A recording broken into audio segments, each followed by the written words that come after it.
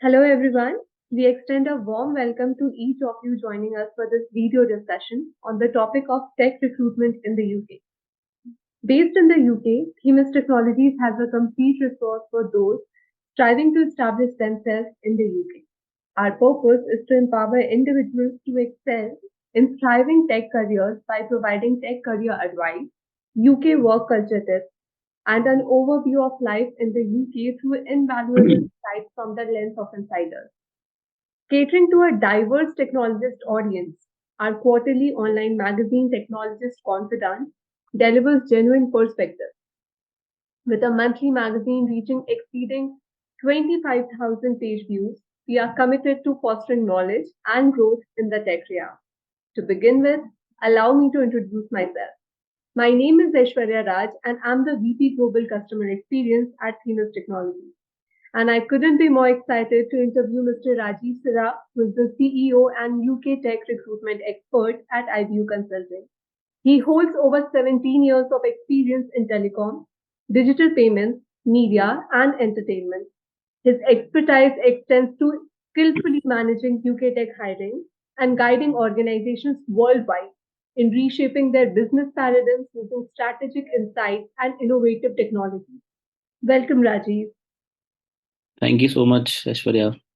Yeah. Glad to be on the platform once again after a Thank you long so time. much. It's an equal pleasure for us too.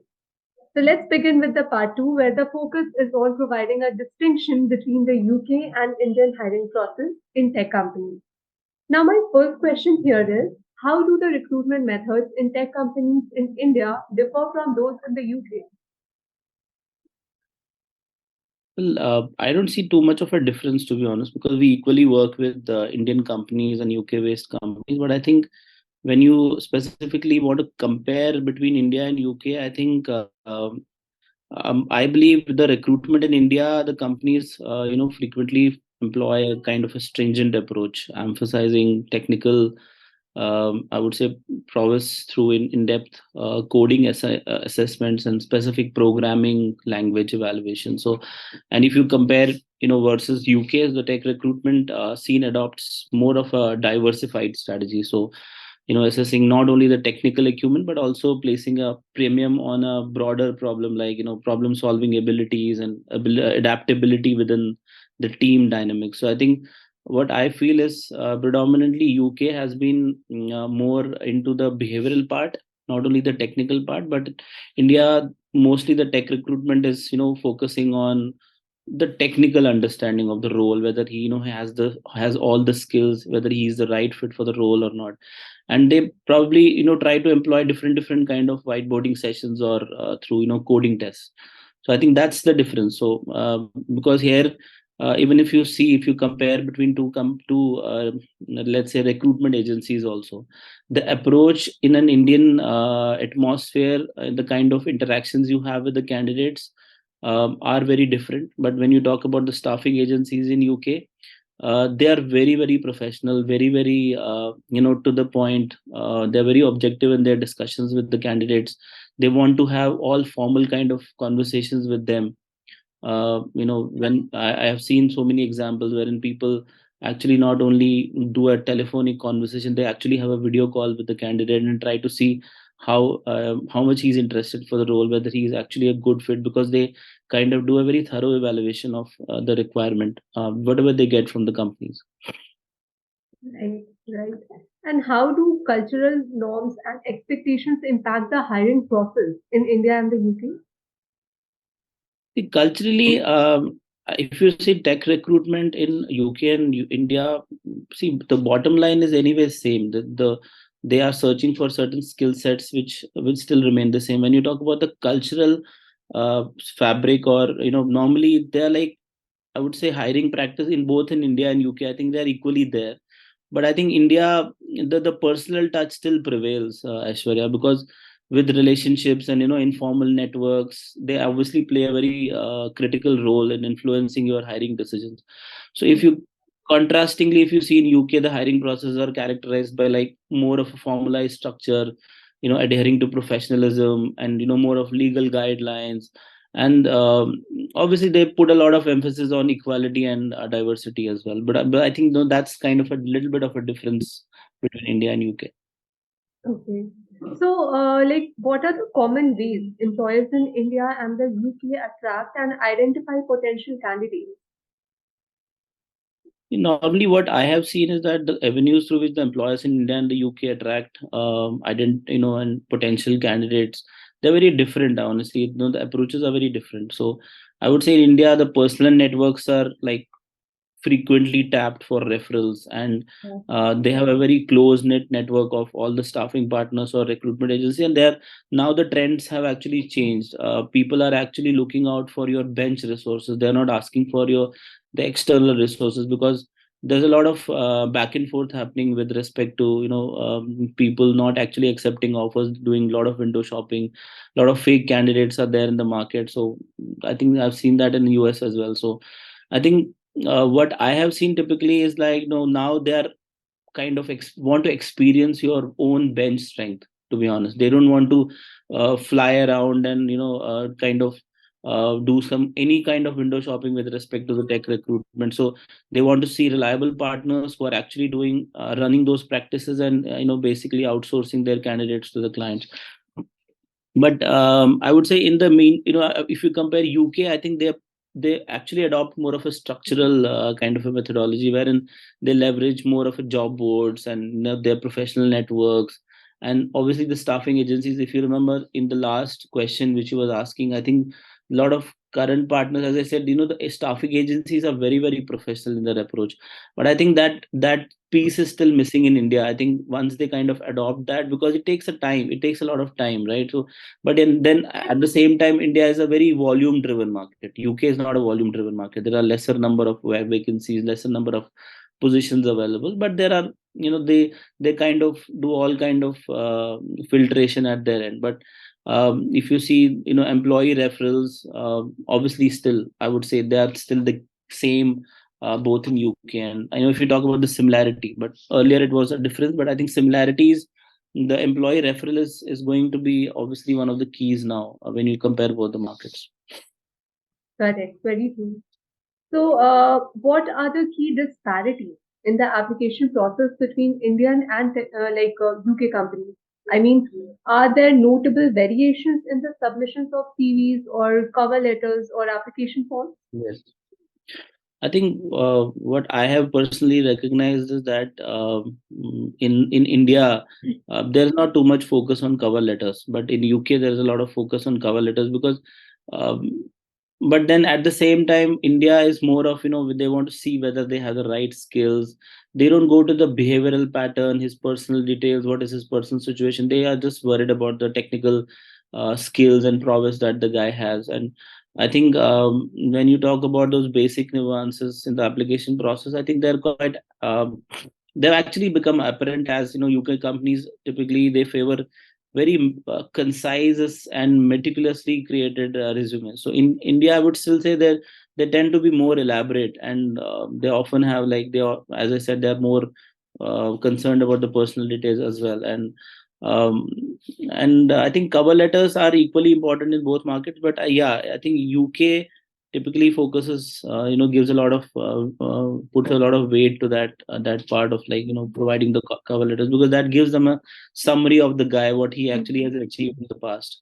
Because nobody has that much of time to actually go through all those details. And as I said, one critical part which I've always observed is that the project experience. Let's say someone who has done some kind of a cloud project, migration project, so they give a lot of um, preference to person who actually has got the relevant project experience, and that to the latest one. But India, I think that ways India is quite flexible at the moment. Yes, that's true. Okay, so I mean, how do Indian and UK companies approach the interview stage differently? So I think interview in Indian companies still revolve around technical assessments, probing the candidates' coding skills. I think I earlier mentioned you also that yeah, if when you compare UK, I think interviews adopt more of a broader approach, incorporating behavioral questions that actually delve into your cultural fit and alignment with the company values and reflecting a holistic evaluation methodology. I mean, like, are there any distinctive interview formats such as group interviews or behavioral assessments that are more prevalent in one country than the other? No, certainly UK obviously stands out for its prevalence of group interviews, serving as a platform to assess the teamwork and interpersonal skills. Basically the behavioral part is always very important. And as I said, when you compare the communication also, they will put a lot of emphasis on how you are communicating, whether you are, going to be a cultural fit in the setup, whether you are going to be hired on a permanent role or a contractual role. But the cultural fitment and interpersonal skills, your communication skills are very, very important. And in India, I would say behavioral assessments also have taken some precedence of late, and they also provide deeper insights into the candidate's ability to navigate through those professional scenarios. Certainly. Now, can you please help us understand, Rajiv, like what criteria do Indian employers prioritize when selecting candidates, and how does it compare to the UK selection criteria? Are there cultural or industry-specific preferences that influence hiring decisions in each country? The criteria for candidate selection in India, obviously, I would say they often prioritize your academic achievements and industry specific experience is what I always understood. Because and I would say, if conversely, if you talk about UK market, the approach is towards I would say more of soft skills, adaptability, and diverse experiences. They give a lot of weightage to that, and what kind of volunteering you have done in life, whether it is commercially, non-commercial, and cultural fit and communication skills, I think, are very, very critical considerations in both the markets, is what I feel. Mhm. Is there a noticeable difference in the speed of the hiring process between India and the UK? And what factors contribute to a thicker or slower hiring process in each country? I think India's faster turnaround is more attributed towards, because of the reason, as I told you, that it's a volume driven market and there's a large talent pool which is available. So I think there's a lot of hurry and a lot of pushback happening on a regular basis. I don't Mhm. see that speed, obviously, in UK, because the processes are quite lengthy here in UK. And as I said, they give multiple, try to understand you from multiple angles and multiple dimensions. So I think, yeah, in India, I would say the faster turnaround is because obviously because pool is large and you have to basically reach out to so many people, and then cultural propensity for your swift decision making. And basically, if you contrast it with UK market, I would say there's a lot of meticulous approach, which reflects a commitment to kind of doing a comprehensive evaluation and understanding of the cultural fit. I think that is something which I've realized of late. And um, there's a lot of emphasis on being the right fit, not from a technology standpoint, but I think it's more of a behavioral plus your earlier experiences and kind of what value you have added. I think they give a 360-degree kind of an approach, and I think it's more to do with the lesser number of vacancies, lesser number of requirements. You can't compare India and UK, obviously, because the number is drastically different, right? So the this country is pretty small, but they give a lot of preference to people who basically are technologically as well as communication wise, they are extremely fit, and they can actually add a lot of value to the system. Okay. So, Rajiv, in your opinion, to what extent does technology play a role in the hiring process in India and the UK? I mean, are online assessments, video interviews, or AI-based screening tools more commonly used in one country than the other? Mm. I think technology's role in hiring, is being manifested, very differently in all markets. So I would say with online assessments and video interviews are being extremely prevalent in both the countries now. And now of late, I've seen AI based screening tools are also maybe also extensively, utilized in the UK. While India, I think still it leans towards widespread adoption of video interviews and online assessment. So I think UK is a bit ahead in terms of technology adoption. Even um, I'll give you a very small example, like the kind of interviews we do in UK, they assess you in a very different way, and they are kind of coming up with new technologies. And with this generative AI thing coming in, I think you will have a lot of detailing being done in both the markets. But I think, yeah, here obviously the tool adoption might be faster than India. Okay, and how do salary negotiations and benefits discussions differ between India and UK companies? Are there certain benefits that are standard in one country but not as common in the other? Yeah, I think salary negotiations, these are very very sensitive matters, to be honest. So when you talk about money part, then I would say India has a lot of flexibility, and I would say there are a lot of ways to even cut back your income tax. So because of that, I think in UK, I would say commercially there is a lot of load on the person who is going to earn money, because the the kind of taxation this country has is not very high, but it's on a higher side, because you don't have like something like an ATC in India, wherein you can at least save, you can put some money in a bucket, and then you can actually save your income tax. But in UK, that doesn't work like that. You have a income, you have to pay your national insurance, you have to pay your income tax. So I think that part of compliance is very different, because India, UK, and Europe are very similar in that case. But India, there's a lot of difference between the in-hand salary and all that stuff. So that, but yeah, I mean, coming back to the question which you were asking, that the salary negotiations, I think India is far more flexible. There are a lot of components to it, and I would say UK still follows a more of a structured approach when you talk about competitive based salaries. So um, I would say discussion of benefits in the UK are explicitly focused on more of a work life balance. But as I said, in terms of the in-hand salary and all that stuff, there's a lot of difference, starkling difference between both the countries, and I think people are very much aware of that as well. Makes sense, makes sense. And my last question here would be, what are the key differences in employment contracts and terms offered by companies in India and the UK? Are there variations in contract length, probation period, or notice periods?